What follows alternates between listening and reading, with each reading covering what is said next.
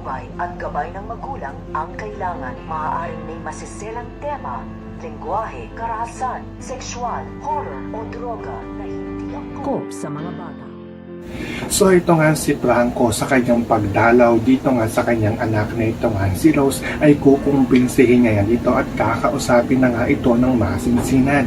Dahil sa pagdalaw nga nito nga ni Franco ay tatanungin nga siya dito nito nga ni Rose kung totoo nga daw ba ito nga daw kanyang narinig sa kanyang pakikipag-usap dito nga daw sa doktor na siya nga daw dito ang tunay nga daw niyang ama. Kaya nga ito nga si Franco ay ipapaliwanag nga niya dito nga kay Rose at ipapakita pa nga niya dito ito ang isa na katibayan na makakapagsabi at magpapatunay na siya nga daw ang tunay na ama nito nga ni Rose dahil iniwan nga daw ito ng kanyang ina dito nga daw sa kanya. Kaya inabot na nga nito nga ni Franco dito nga kay Rose ito nga sulat ng kanyang ina na iniwan nga noon dito nga kay Franco at habang binabasa nga ito nito nga ni Rose ay dito na nga niya makikita na totoo nga ang sinasabi nito nga ni Franco na siya nga daw dito ang tunay na ama nga daw nito. Kaya hindi nga makapaniwala kaagad ito nga si Rose. So pakakabangan nga natin dito makukumbinsi nga ba nito nga ni Franco na sumama na nga sa kanya ito nga si Rose.